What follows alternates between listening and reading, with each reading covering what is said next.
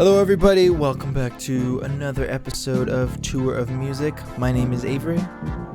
I'm Caesar.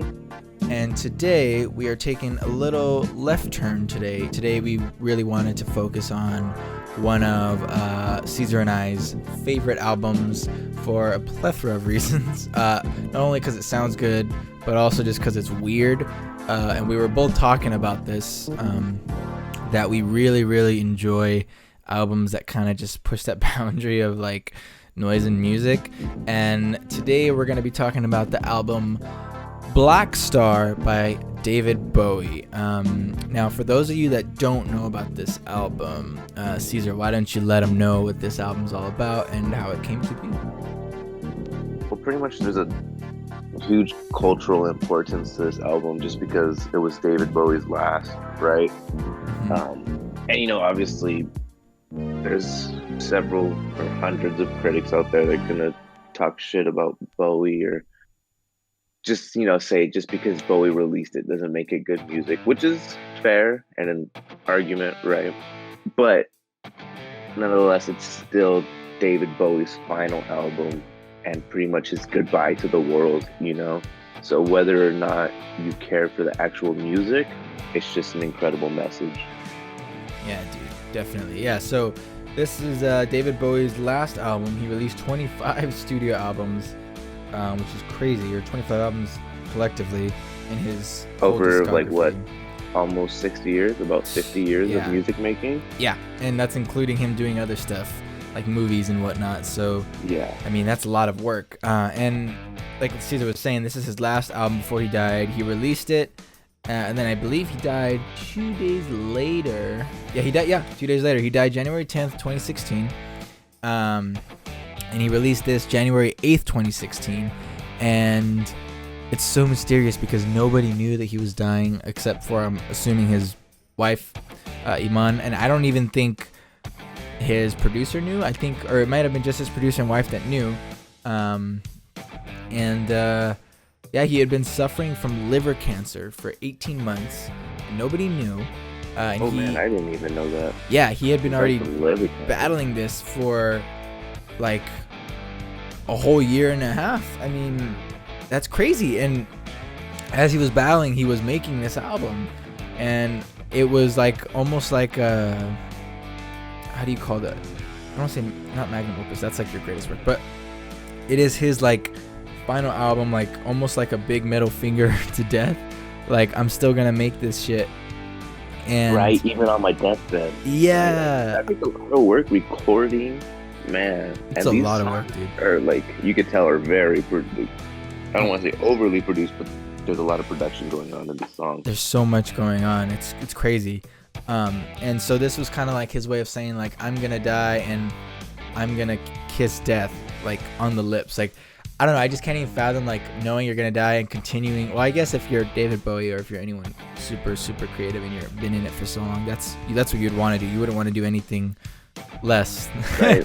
than that. So you're gonna keep going literally until the day you die. Yeah, I guess it makes perfect sense, but it's so beautiful, like, and to call it Blackstar. And well, we're gonna go through kind of like a track list, track by track, about like we're gonna analyze the songs, just kind of talk about them.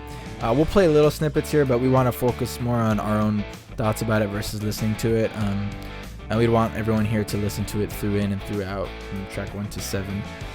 And we'll probably touch more on some songs more than others because there's a couple that stick out to both of us, like Blackstar, the opening track, Lazarus, and I Can't Give Everything Away are kind of like the biggest ones, at least for me and Caesar personally. But just overall, I mean, I think so. Let's talk about like people's opinions on this. Like, a lot of critics, of course, will praise this album, which is great. But I know a lot of people that, like David Bowie, won't even talk about this album. And I think it kind of brings up the idea that albums deserve to have their context understood. At least that's how I felt, listening to this album. Like, I feel like listening to it as a standalone piece doesn't have the strength it does as if you understood how it came to be, where it came from, and why it was released the way it was. I think that plays a big role in understanding music, right? I mean, no, I 100% agree, and I feel like it's like the same type of idea for why I picked the end of the Beatles song as my favorite guitar solo. Yeah. Not necessarily because it's an amazing guitar solo, but just the story behind it, the context of what's going on there. The same exact thing is like going on here in this album. It might not be, it's definitely not my favorite David Bowie music, but just the context adds so much more. Yeah, exactly. I feel like a lot of people don't, at least a lot of casual listeners, and I really wish they would, because I think you can open a world of new information if you understand the context of albums. Like people, like music doesn't just come out of nowhere. Like, it is an interpretation of the world around you at the time you're there, you know? And Blackstar is like, I mean, Blackstar, at least to me personally, feels like you are literally inside the mind of somebody who is dying.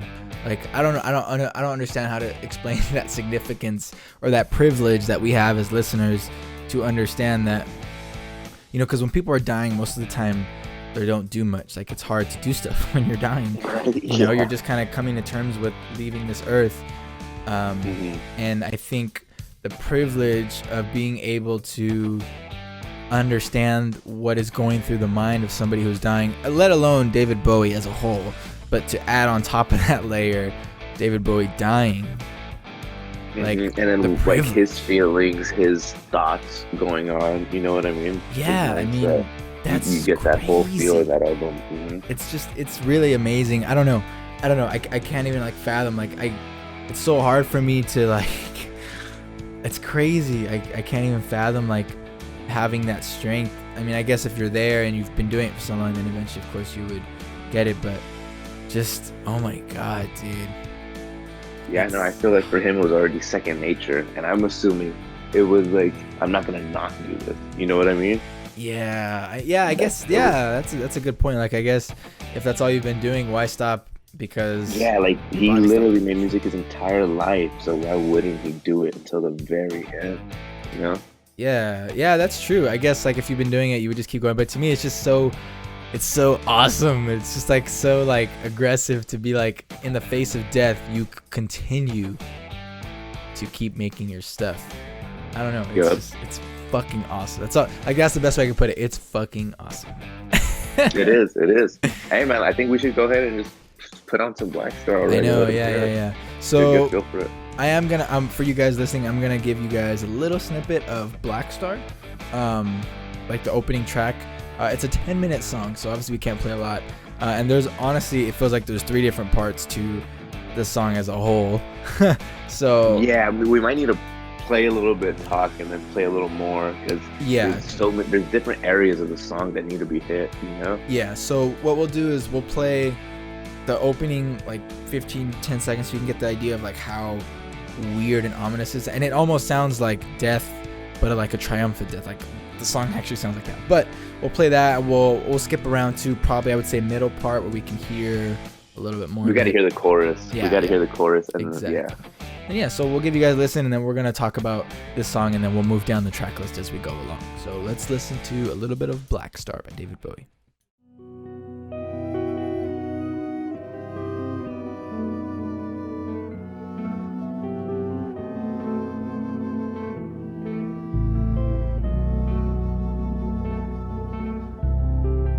In the villa of our men, in the villa of our men, stands a solitary candle.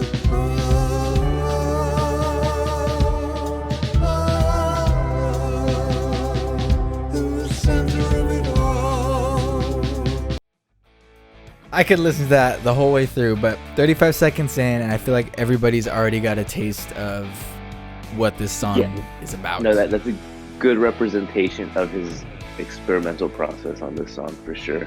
Yeah, so let's I want to dissect. I mean, I'm looking at this video on YouTube right now, the music video, and it's got 20,000 dislikes for a David Bowie song, which kind of explains, like, that's a crazy ratio, 330 to 20,000. That's a lot of dislikes, like, for that's a lot. Anything. And I think that kind of explains what we were talking about, like, it's People just, didn't like this, but they don't take into context what's going on. They just hear the sound, and don't get me wrong, it's not.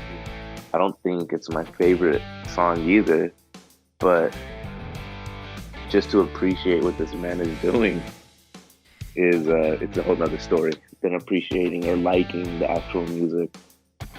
yep, yeah, exactly. So, I mean, just so you guys have an idea, like 20,000 dislikes on a David Bowie track is stupid, by the way. It should be 0. That's so sad. But that's ridiculous. to give you the context of how boundary pushing this is. So, listening to that, let's dissect like the sound design, the sonics of it.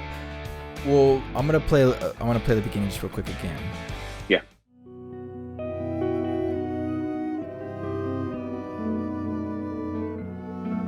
So that 6 seconds, we have this like reversal of violins, like I don't even know how to explain it. And then you have like layers of string instruments on top. That to me already gives like this weird, like when I think violins, I'm always thinking like romance, like peace, tranquility, or unless you know, obviously like some other tracks where they're just crazy, but the way they're being played is very like soft, but because they're reversed and they're these weird notes, it gives me like a sense of like ambiguity and like scariness. No, like how do you feel listening to those first violins? Honestly, man, when I hear this intro, my first instinct is like, this is some sort of like Middle Eastern or Mediterranean music. You know what I mean? Yeah, like it hits that style of music. Yeah, it really sounds to me like it's coming from Middle Eastern. Like I feel like I'm getting like a scene is being like set up for an Indiana Jones movie or something. You know what I mean? Yeah. It's definitely, those are the vibes I'm getting. It's definitely a step back from like Western culture or Western music, and the fact of like, the typical 12 notes or whatever. Like this has a lot of microtones, I think. I'm not a music theorist, so don't quote me on that, but it has that weird Eastern sound that you're talking about. Yeah. And then when those drums come in and it goes doo, doo, doo, doo, doo, like it almost sounds right. It sounds tragic. I mean, it's such a weird sound. And those lyrics that start in the Villa of Armin. Yeah, let me look at this. It's such a weird. I know the lyrics, but I don't know what they're saying. You know what I mean? Let's see. Let me look at some annotations here. We'll see this. So in the Villa of Ormin, stands a solitary candle. Oh. Yeah, it's like church music too at the same time. Yeah, it's very gospel. So someone said Ormin is the name of a village in Fredrikstad, Norway, roughly translating to serpent in Norwegian. Bowie's choice to use a Norse word may be rooted with one of his earliest flames. Broke up with Bowie in 1969. So that's just speculation. But Norway, Ormin translating to serpent, like it's very mythical, and solitary candle, like that's crazy, dude. Mm-hmm. It's so right, like vivid. It paints a picture of like some weird room and just the one candle in the middle. Yeah, so when yeah, it's crazy. Like, so my other friend and I, we talk about this a lot. Like with Bowie, it's so easy to get sucked into a story. Like he could talk about anything, but it's the way that he orchestrates the music and arranges it, and then uses his lyrics to create like this binary system of music and words. Like he could be talking about something that doesn't even make sense. Like we were talking about this in our last episode, right, where we were like, oh, we don't know what the lyrics mean. Like with Jim Morrison, same thing. Yeah, the lyrics don't have to make sense like grammar wise or like what you learn in English class or whatever, but it's the ability to tell a story no matter how abstract something is, and for you to resonate with that even if it doesn't grammatically make sense. I feel like that's what Bowie really has mastered, Yeah, I agree. Even if he's not, like you said, grammatically correct or making perfect sense, you're still getting these visuals in your head, and he's still putting you in an atmosphere, right? Exactly. Like right away I don't even have to listen to his lyrics, and right away listening to that first drum and reversed violins and violas, I'm like, oh god, dude, I'm somewhere mythical. Like I'm gonna see something. Dude, right? It takes you out of your room. It's like I am no longer in California, United States. You know what I mean? Like it's a trip, man. It's freaking awesome, dude. Let's drag through to. Let me find his Let's find like the second part that we're talking about where it really just changes. Let me scrub through here and see, and then we'll show everybody here listening about why it's so weird. This one song is like 3 different songs. And you know what? Just to kind of go off on a little random tangent here, but what they say when people are dying or when they're that close to death, they're getting a lot of like crazy dreams and stuff, dude. They're getting a lot of like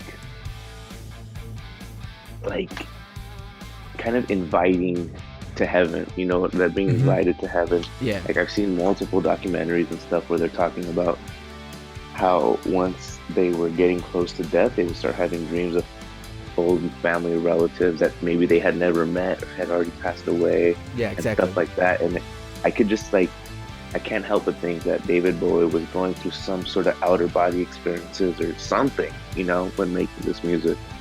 Yeah, definitely. Absolutely. Yeah, and his ability to use like these mythical like ideas and story to talk about his death.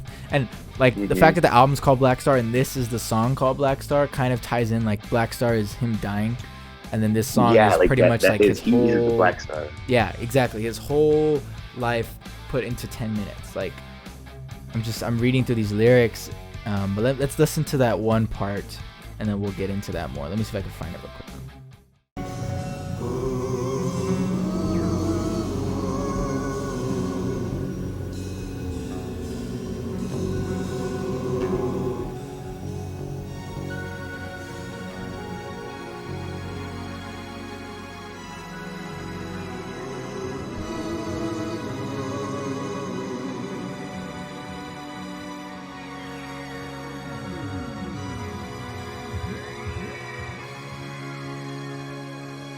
Something happened on the day he died. Spirit rose a meter and stepped aside. Somebody else took his place and bravely cried, I'm a black star, I'm a black star. Dude!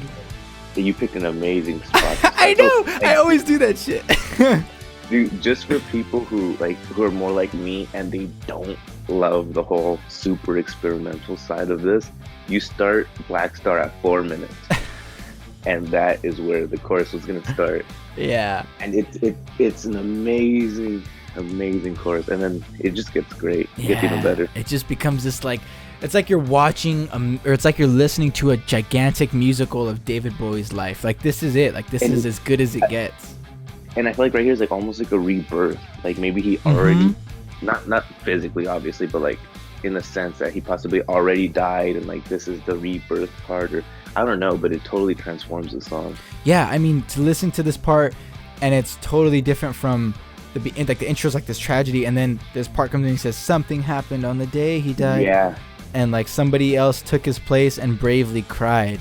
Like I feel like he's talking about that somebody else, of course, like, you know, he's one of a kind. There will never be anybody like him, of course. But eventually somebody's going to come around and be on his similar level. Like, you know, we were talking off podcast about Bjork. Like people like that will be around to make music that is their own, but captures that same visceral artistic expression. But he just the whole idea of like, I'm a black star. And that was the chorus we were talking about. Like, it's so different, and then you hear it, it's almost like you said, it's like a rebirth. He sounds beautiful, and you hear like these violins come in, and it's all very happy, and this is about halfway through the song. So I don't know, dude, it is amazing, and it keeps going. I'm gonna read the lyrics here. It says, I can't answer why I'm a black star, just go with me, I'm not a film star, I'ma take you home, I'm a black star, take your passport and shoes, I'm not a pop star. Oh, that's when he starts getting like that to me is like kind of the most poppy part of the song, but a great part. That's my favorite part of the song. That's what I listen to Blackstar. That's what I'm listening to, you know. Yeah. Here, you know what? Let's just freaking play it, dude. Let me get over there real quick. There's an angel fall. How many people lie instead of talking tall? He trod on sacred ground. He cried loud into the crowd. I'm a black star. I'm a black star. I'm not a gangster. I can't answer why Just go with me. I'ma take you home. Take your passport and shoes and your sedatives and booze. You're the flash in the pan. Oh my god, dude! Sorry, I'm like Dude, we're watching this music video together, and like seeing him perform so well at such an older age, and knowing he's dying in this is like, it's awesome. Oh, right. And then this is just a build up too. When he gets to that next lyric too, like, I'm a Blackstar way up, honey. Oh, I've got game. Yeah. Oh my god, dude. That's without a doubt my favorite snippet of the entire album. Oh, right there. me too. Like it's that's just classic Bowie right there. Yeah, I love and that sound. I love that he's talking about that. You know, he can't answer why. Like he doesn't know why he is how he is. He just is, and like he's not a pop star. He's not a film star. But he's made pop songs. He's made film songs.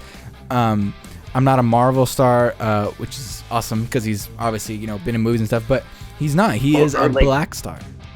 There's honestly a super silly lyric when he says, "I'm not a gangster." Like, Oh yeah. like, it's just so funny to me because that's the last thing I think of when I'm thinking of David Bowie. Oh yeah, I know. Like not a gangster. But it's like I think talking like saying Blackstar, because I think to me, like understanding what like the just all the entities we have in like space as a whole, like there is no such thing as a black star. Like black stars don't really exist. Like there's black holes, but we can't see them. We don't understand them.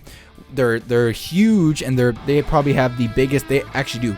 Black holes have the biggest gravitational pull out of every universal body. Yeah. But we don't understand them. We can't see them. There's no way to get inside of them to understand them without dying. It's impossible to understand them, at least right now. And for me, I think calling his album Blackstar and this song as being about him and knowing that it's Blackstar, like I feel like he's talking about himself. Like, I'm a black star. You can't understand me. You don't comprehend what I'm trying to say. You appreciate my magnitude and how much I've done, but you won't understand me, and you're going to have to be okay with that. And I'm going to go, you know, and he's pointing out things that he's not, despite the things that he's done. Like, he's not a film star. He's not a pop star. Even though he's done all these things and been that, technically he was, but yeah, but that's not what he identifies himself as. Exactly. What he is a black star. He sucks in everything. And and I remember this from an interview, I believe in the 70s. He talks about how he just loves, he says, like, I think an interviewer said something along the lines of like, what are you?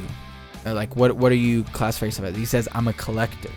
I like to collect things, ideas, knowledge, information. So for me, that kind of brings it full circle when he's talking about being a black star, and that, I'm sure that refers to a black hole, just being a collector of things, you know? I hear exactly what you're saying. That's a trip, dude. I just remember that. I was like, oh yeah, he said he's a collector, and he collected things till the day he died. And everything too, knowledge and just work. Fuck, man, what a great song. Anyways, we got that build up though. We gotta finish. Oh yeah, we do. Yeah, we gotta finish it. We can't leave people hanging like that. We'll keep listening right here, right now. I'm the great I am. I'm a black star. I'm a black star. Way off my money. I've got game. I see right so wide, so open heart. It's plain. I want equals in my daydreams, diamonds in my eyes. I'm a black star. I'm a black star. Something happened on the day he died. Spirit rose a meter, then stepped aside. Somebody else took his place and bravely cried. I'm a black star. I'm a star. I'm a black star. I can't answer why, but I can tell you how. I'm not a flying star. We were born upside down. I'm a star. Born the wrong way round. I'm not a white star. I'm a black star. Okay, I could listen to this whole thing like 4 times over, but I want to point out I that love that part. it's this snippet that is kind of an homage to David Bowie's style, like big voice, big deep voice, Oh my God, a large I love that soundstage, David Bowie. and then but he throws in like those pieces of experimentation with, like, at the beginning with those weird notes and the weird sound and the lyrics. But this is, I mean, or that weird background thing, that like how at the end how it kind of digresses again, that goes back to the oh yeah, they're like almost like ancient monk like meditation. Right. You know, it's just the whole track is amazing. There's just so much. Everybody that's listening, I highly encourage you to check out this album. Please go into it with an open mind. Like, go into this knowing that you're listening to somebody talk about them dying.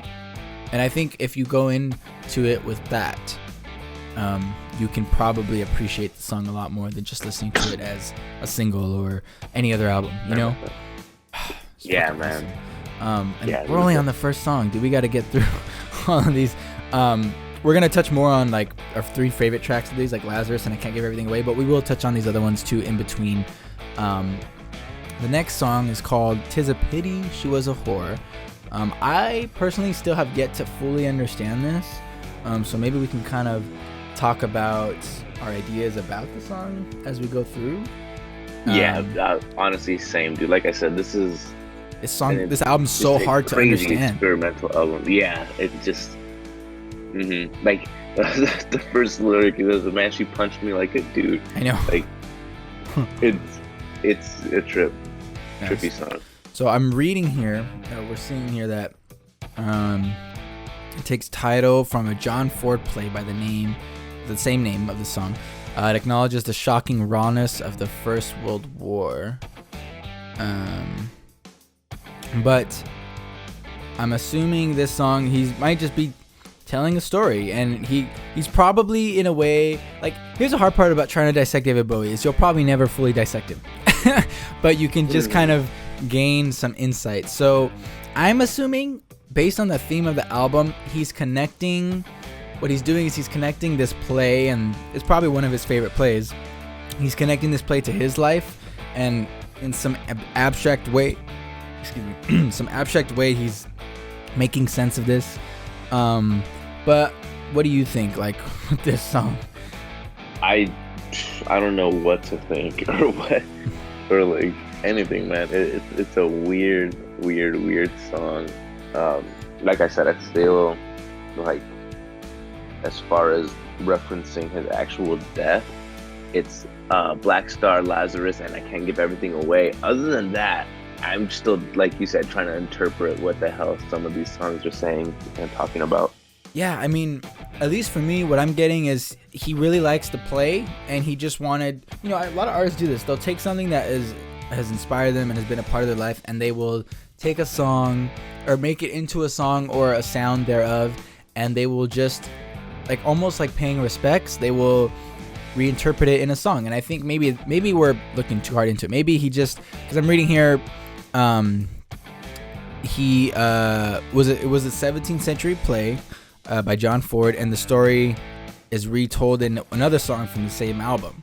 And then I'm reading that this talks about World War I. So maybe World War I was huge in his life. He was born in the 40s, so maybe his father and all that stuff had. Maybe it's just. He does reference a war in the lyrics too. Yeah, he references something. Exactly. Maybe it's just a story that he appreciated, and he wanted to just pay respects to it in his dying album.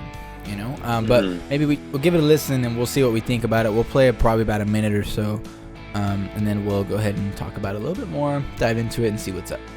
So this is David Bowie, 'Tis a Pity She Was a Whore.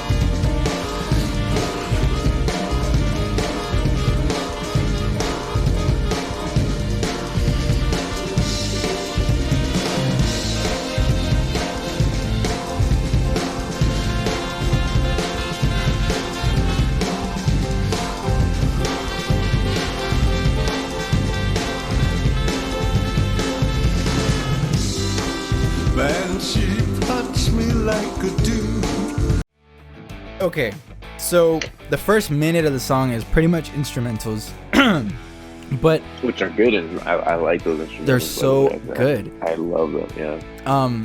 I do want to say, like, dude, even though, like, okay, so for me, I've listened. This sounds more like his 90s Bowie stuff, where it was like a lot of drum and bass. Sure. He's got a really solid beat that almost. This is the funny part to me is David Bowie. This album, this song, until you start getting into the violins, it does not sound like it belongs on the same freaking album. Like you're hearing this, right, like almost punk, like Blink-182 drum kit sound, and it sounds awesome. And then, by the way, to open up with you breathing is so weird, and I love it. Dude, yeah. At first I thought that was you. I thought that was you breathing. I was like, no, that's not the song. No, that was the song, and it's so weird. And then the saxophone comes in, which is classic Bowie, and even I could listen to just the instrumentals, and it sounds awesome. But like I said, I think he might just be paying respects to the song, and the play, and he put his own thing on it, and it's just this whole song is just. I think the design of the song itself is so beautiful. Like, maybe, you know what, let's skip into let's do 2 minutes, 15 seconds. So we get halfway through, and we'll hear how it sounds midway through so we can get some more taste of it. Let's do that. Drifting on, 'tis a pity she was a whore. She stole my purse with rattling speed. That was patrol. This is the war. 'Tis a pity she was a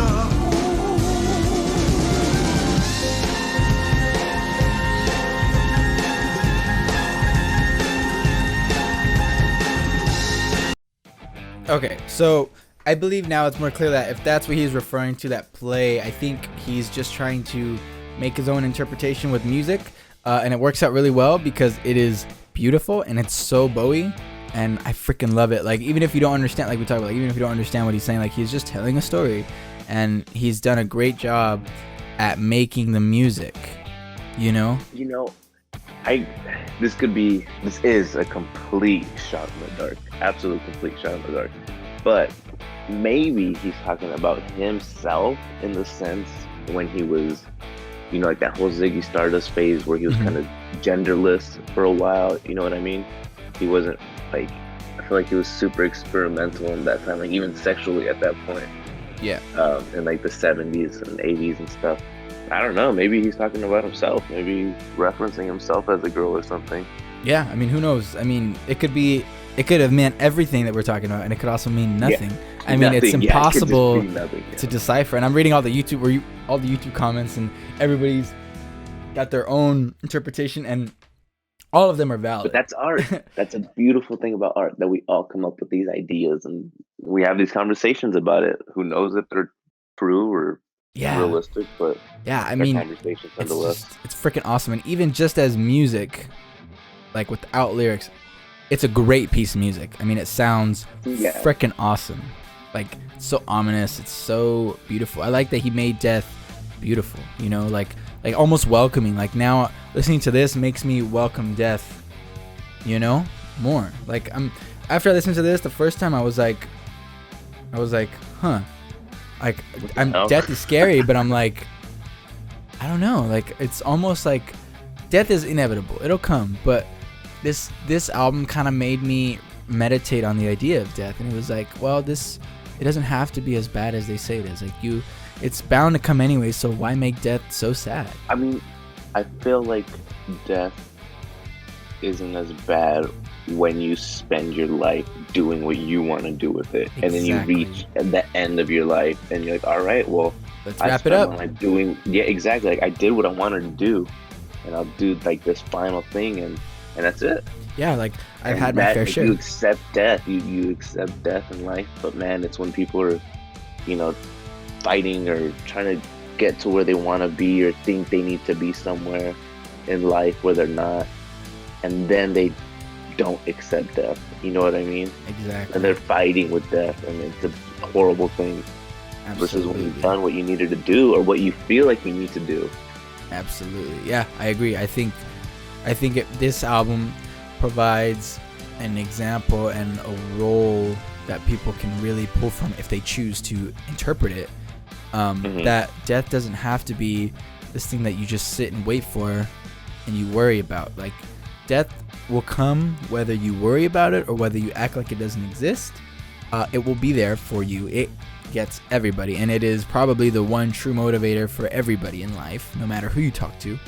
And I think if you take it the way Bowie did, in the sense that just let it be, embrace it, and you keep going until the day you die, whatever it is you love, you never stop, then you can make it beautiful. And it should almost be seen beautifully. Like, stop trying to look at as it a like rebirth, like that Blackstar song, how it totally transitioned. I really do feel like that represents his actual death and that rebirth and transition into a beautiful place. Absolutely, I agree. I mean, it's just that's my thoughts about this album. Like, it taught me to not be so resentful for death. Like, it's bound to happen, so just do what you want. I mean, but you can do it like Bowie, and you can do something great until the day you die. You can meditate on it and give it to other people as a final gift, or you can just live your life anyways. You can, I don't know, lay in your bed and enjoy TV, just as long as you're enjoying it. Yeah, exactly. That's how I feel listening to this album. So let's talk about the next track, which is one of our favorites both, and a lot of people like this song too, Lazarus by David Bowie. And let's talk about the story. I do want to touch on the name of Lazarus. He is, what is, let me see, because Lazarus comes from, you're right, New Testament, so it's a religious story. The miraculous story of Lazarus being brought back to life by Jesus is known from the Gospel according to John 11:1-45. Lazarus of Bethany was the brother of Martha and Mary, blah blah blah. But so the name has to do with being brought back to life, and it symbolizes God has helped. So with that in mind, we should probably give this a listen so everybody can hear, because this is one of my favorite songs.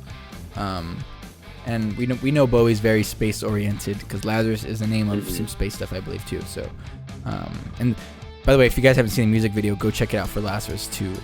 This one is just as good as Blackstar.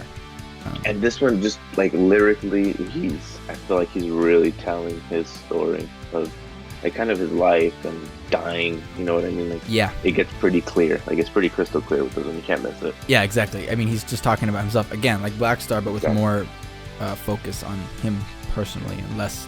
Not so metaphorical. Yeah, exactly. Yeah, exactly. Not metaphorical. Just he's talking about himself. Yeah, absolutely. All right, let's give this a listen.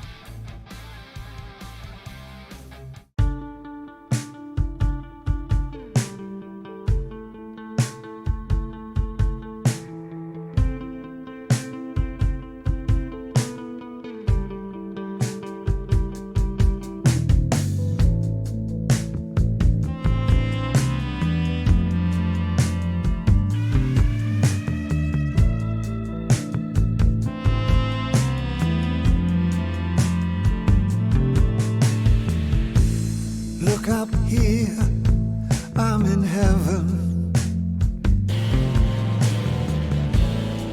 I've got scars that can't be seen. I've got drama, can't be stolen. Everybody knows me now.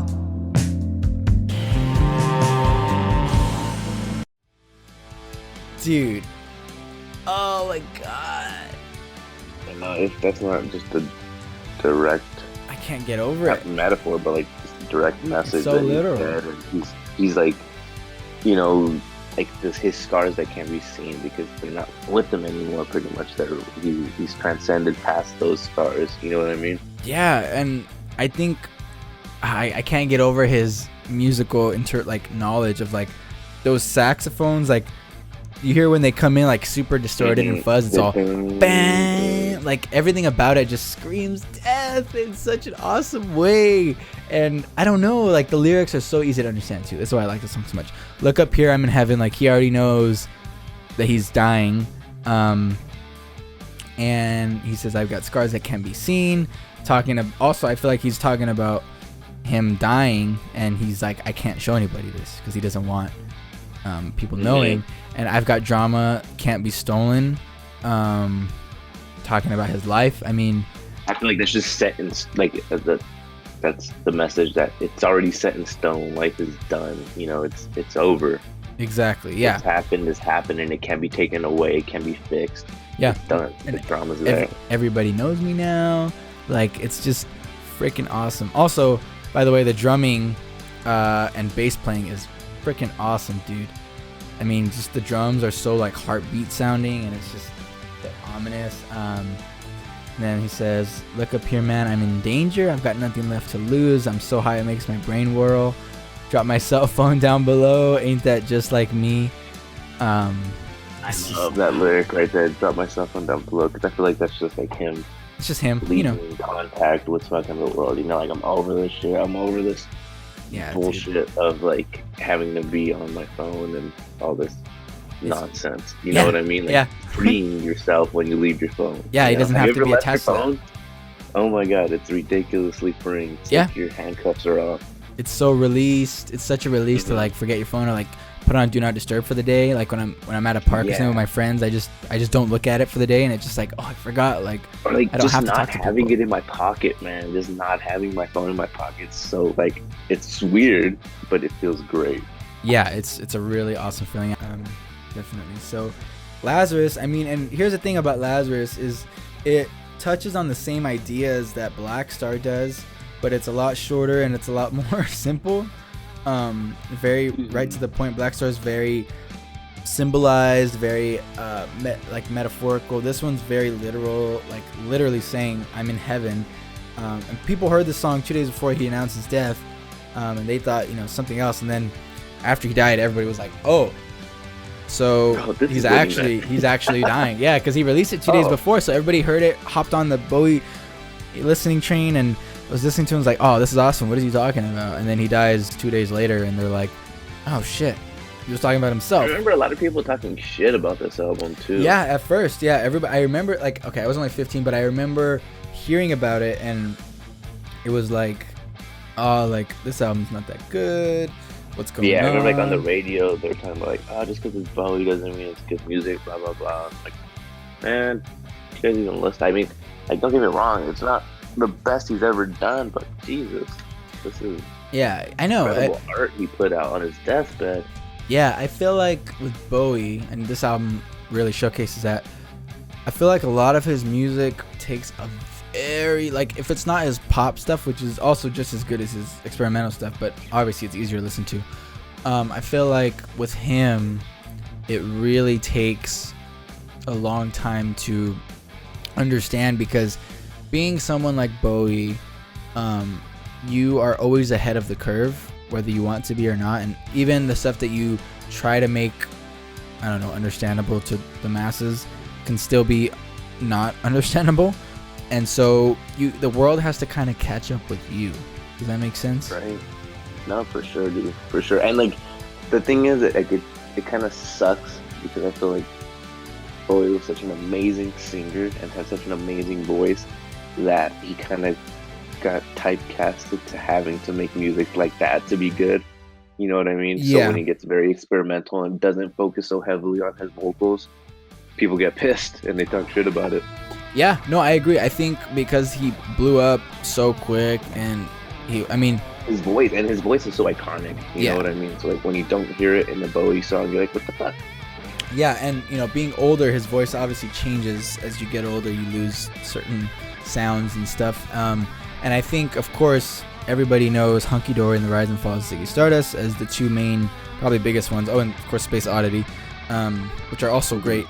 But I think, and this is why I was talking to you about Bjork too, because she follows the same path in that they came out in a time where their music was right on cue, and then as the world, as we know with music, kind of always wants you to kind of hunker down and stay in that realm, because they're so creative, they couldn't do it. Like, that music was so creative for pop and push pop, and then they go beyond pop, and then it's almost like they're kind of like a caboose of a train, like the back, and they're kind of pushing it, and then all of a sudden they're the train in the front, and nobody can see where the next turn is, where they're going, and right? they can see it, and so they start shaping music before people realize that they have to be shaped that way, you know. Like with Blackstar, I bet you it's been 5 years from now, I get you in another 5-10 years, music will start sounding or have the same ideas and philosophies of Blackstar. And same thing with like Earthling and his albums Heroes, Low, and Station to Station. I mean, it revolutionized music and what could sound like that. And you hear a lot of people are always inspired by Bowie and stuff, and I think they're so ahead that they start out in pop and then they push ahead to keep pushing others, and the other people don't like change, you know. And so the critics, people like us that really appreciate them as a person, can really, really get behind what they're doing. But most people that just like pop music don't. They just want to hear his voice. You know? Exactly. Like, oh, Bowie, make another Rise and Fall of Ziggy Stardust. Like, it's like, dude. How do you replicate that? You can't replicate that, dude. That is the album. That's it. You want to hear that? You go listen to that. Yeah, exactly. And he moves so fast as an artist that he's past that. He doesn't want to make that shit anymore. Yeah, he moves so quick. I mean, Ziggy Stardust and Diamond Dogs, even though those are 2 albums apart, they have similar sound.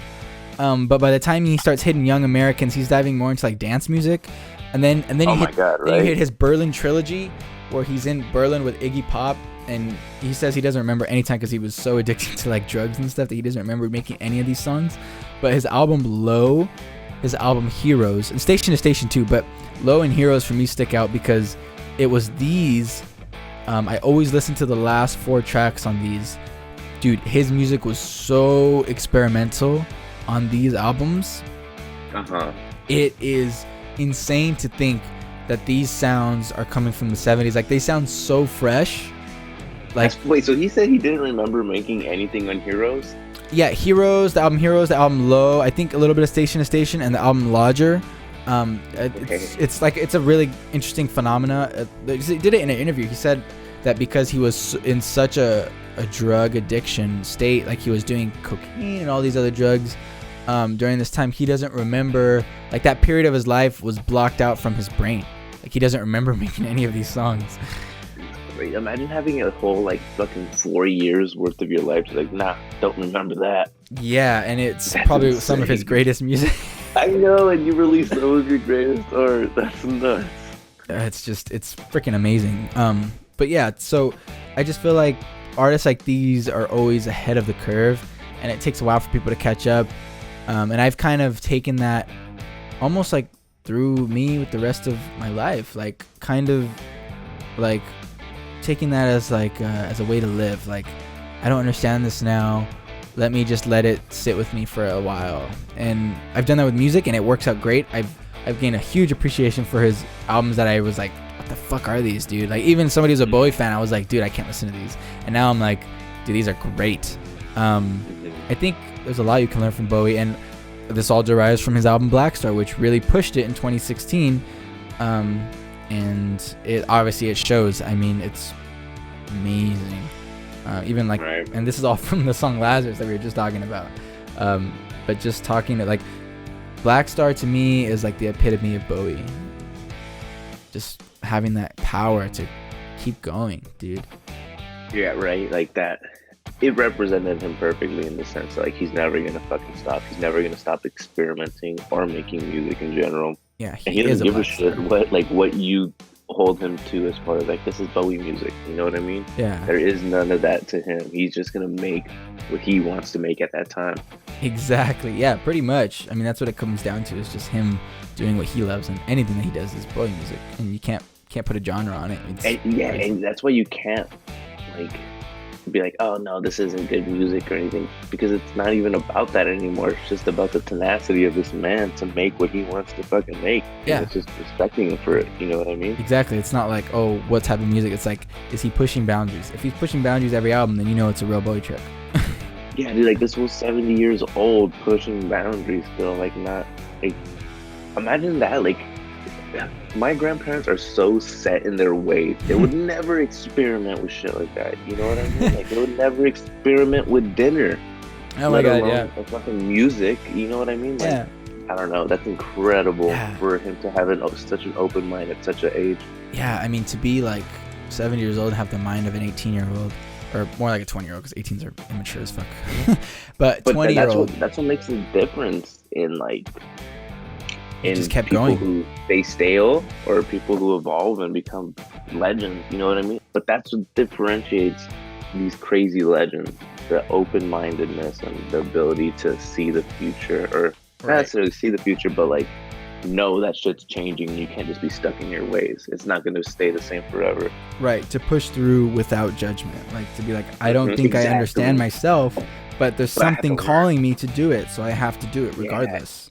Always that will to learn more and be different now and change and keep evolving as a human versus just staying stagnant is amazing. I truly appreciate that. Yeah, I think that's really what it boils down to, is like just doing stuff without judgment. That's what I'm saying. Like, for everybody listening, that's why me and Caesar are like, it's so important to just listen to Bowie stuff, because it really gets the gears going and lubricates those gears in your head that may have been That creativity gears. yeah. Whether the creativity is, if you're an artist or if you're not an artist, if you're just being creative in your work, if you're being creative in your thoughts. I feel like a lot of people miss out on creativity. Like, they think, oh, it has to be an artist. Like, David Bowie shows that you can just be creative in your thoughts, and if you change one part of your life, it impacts everything else. So just changing your way of thinking can really shape your life. I mean, David Bowie is another way to even think about it. Like, maybe it is all art. Maybe all those things that you think like, it's just, whatever nonsense. That is a form of art in your way. So why not be as creative and open-minded with it as possible? You know what I mean? Like, I don't know. I've come because before when I was a kid, I was like, what is art? You know what I mean? Like, is music really, like, I don't know. I was always super questioning, like, how is that art? What's art? You know what I mean? And now I'm coming to realize art is literally anything, dude. Exactly. So why ever put any restrictions on it or any limitations? Absolutely. Literally whatever you want it to be. Yeah, I think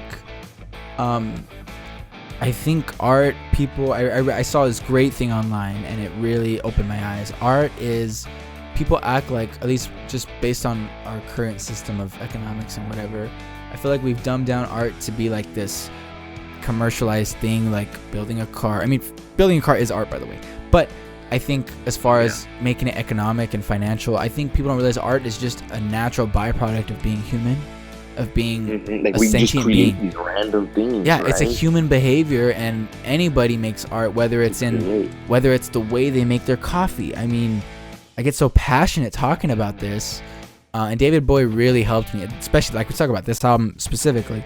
Like, art is just a natural human behavior, and the beauty of art is like someone could really fucking hate something and someone can really love something.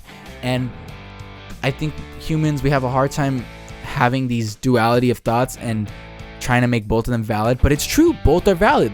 I may like Bjork and you may hate Bjork, and both of those arguments equally are strong and weak in the same way, and they're both valid. I think humanity has lost a lot of that, and it's really tragic. Like, for me, it's always about like, okay, you don't like what they put out, or you're gonna hate. You know what I mean? You're gonna be a hater, but you don't have to hate on the person, dude. There's still someone who's Human being. Like, putting their shit out there too, dude. Like, it takes a lot of balls to create something and then be like, yeah, you know what? I actually do want feedback, or I do want other people to hear. Because there's sometimes like where I do assignments and stuff for classes and make films, and I'm like, man, like I feel embarrassed about it. I don't have the balls to put it out there like these artists do. So how are you gonna shit on someone just for having the balls to put out their art? You know what I mean? Absolutely, I agree 100%. I think a lot of times I've made crappy stuff and I'll be like, oh, I don't like it. But there's been other times I hate other music, but I won't say that I hate it. I just don't talk about it because it's my own personal feelings. Like, I'm not going to go out there and be negative unless it's something that I believe is just absolutely hurting something, or, you get what I'm saying? Like, there's a filter, there's a certain line where something that you hate is because it genuinely hurts a certain group of people. Like, someone spewing out racist shit, I'm going to be like, dude, this is fucking awful. Like, you're a terrible person. Yeah, no, you made a really bad choice. Fix that. But if it's just something different and I don't like it, I just say, I don't like it, and that's it, and you move on. You got nothing nice to say, you don't say nothing at all, man. Exactly. But you just respect them as a person and what they're doing, and that's it. And then, like, once you get that mentality, man, I don't know. It's like you don't have such a chip on your shoulder, always looking for something to talk shit about. You know what I mean? Yeah, it definitely releases that judgment. For me, the biggest thing has always been putting myself in other people's shoes. David Bowie taught me that a lot. Like, I was like, God, like if I just put myself in the shoes of this album, like these things don't just come from nowhere. You know, like obviously there's something going on. You know, and I can respect that if people try. Like, for me, everything about art has to be about intention. Like, even if I think an album is so bad, if I'm like, there was intention, you can tell when someone puts intention into something versus when someone just does stuff for a money grab. I think that's what really separates things that I don't like versus things that I despise with a passion. I will always appreciate art that has intention. Does that make sense? The intention can be anything. The intention, as long as it's not like an intent to make money, like the intention. Yeah, I intend to get rich off of it. Yeah, the intention of like, I want to do something different. Even if you do shitty at it, I'm still gonna respect it. Separates good from bad art. You know what I mean? I think so. The intention behind it. I think so. I think that's been my, at least for me, has always been like the decider in whether I can admire something, even if I don't like it, or whether I just flat out hate it, is if there is intention in what you're doing. I feel like everybody in life should have intention. Like everything you do should have intention. Whether you're, I don't know, picking up dog shit for your neighbors, like do it with intention. Don't walk around life without intent. I feel like you're wasting, like you only get one, like think about all the other people that could have been born in your place, and you are in a certain position in life to do something and you're just living life without intention. I get so mad. I'm like, oh my God, dude, there could be somebody that wasn't born that is absolutely dying to do something with themselves, and you're just wasting one life. There will never be anyone like you. No one will come before you. No one will come after you. This is it. Like, this is it. You have this period of time in life, and that's it. And you have to do it with intention. Like, everything I do is with intention, or I try to be. And if I didn't do it in that moment, I reflect on it and then move forward with intention. Everything is with intention. I feel like that is what determines what can be an objectively good or objectively bad art, you know? Exactly, because I was going to say it's so subjective. Right. That, like, art is always impossible subjective. to decipher what is good or bad. Yeah. Besides the intention behind it, that is what you could decipher as good or bad. Right. I feel like you can definitely group a lot of artists if you just ask them the question, what was your intention? I feel like a lot of crappy artists that come out like, oh, I don't know, you know? Like, I think even an artist that doesn't understand the music, because a lot of times I make music and I don't understand it, but I know there was an intention somewhere to feel something or explain something in a way that words cannot, in a way that thinking about it cannot. And I think if someone were to ask me, like, oh, why did you make that song? I don't think I would say I don't know. I think I would say I don't understand it, but there was this intention to decipher. Does that make sense? I think a lot of people forget about that. 100%, man. And like I said, I think that really is what you could differentiate good and bad art, just because it's so subjective. But with the intention behind it, it becomes objective. You know what I mean? Yeah, the intention definitely is what separates art from just caca, basically.